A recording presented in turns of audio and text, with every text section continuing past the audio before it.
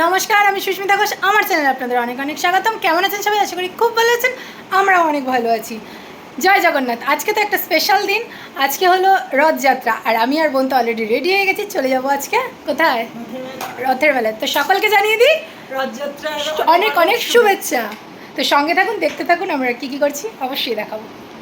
তো এই যে এখন আমি আর বোন বেরিয়ে যাবো।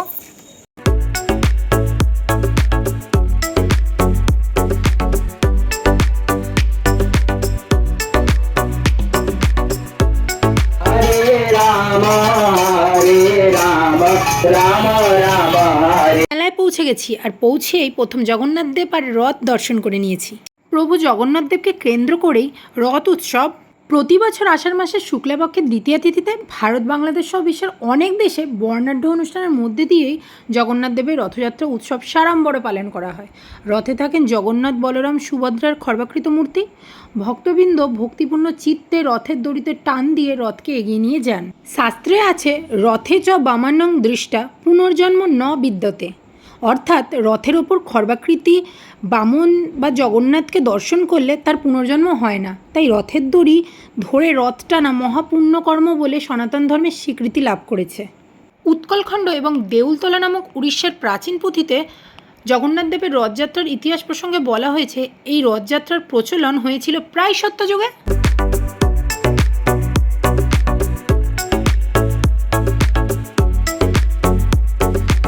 মেলায় পৌঁছেই দেখলাম মেলার মাঠের হাল বেহাল হয়ে আছে। সকালের বৃষ্টিতে মাঠ পুরো কাদায় কর্দমাক্ত। যতই বৃষ্টি হোক আর যতই কাদা থাকুক, রথের মেলা দেখার কিন্তু মানুষের অভাব নেই। ওই অবস্থাতেই মানুষ ভিড় জমিয়েছে। যথারীতি আমরাও চলে এসেছি, আর মেলায় আসবো আর আবার ফুচকা খাবো না তা কি হয়? বাঙালির তো প্রথম খাবারেই এটা থাকে, ফুচকা। কেমন লাগলো? কাদায় কাদায় ভালোই লাগে।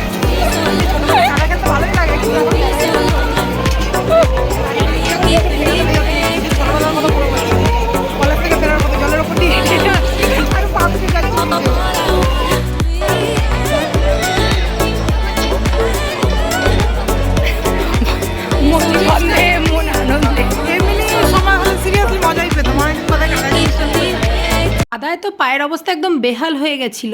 এতটাই কাদা ছিল, ওখানে শুকনো মাটিতে উঠেও পা স্লিপ কাটছিল। তারপর একটা কল দেখে পা ধুয়ে নিলাম, আর এরপর মেলা থেকে বেরিয়ে বাড়ির উদ্দেশ্যে রওনা দিলাম আমরা। তো মেলা থেকে ঘুরে তো আমরা চলে এসেছি। মেলার অবস্থা খুবই খারাপ, পুরো একদম কাদায় প্যাচ প্যাচে, যেটা বোনের খুব ভালো লেগেছে। তাই তো বোন, ভালো লেগেছে তো তোর? ওর কাদার ওপর দিয়ে হেঁটে চলে খুব মজা লেগেছে। তো যাই হোক, এবার ফ্রেশ হবো। আর ভিডিও ভালো লাগলে অবশ্যই লাইক, কমেন্ট, সাবস্ক্রাইব করতে ভুলবেন না। টাটা।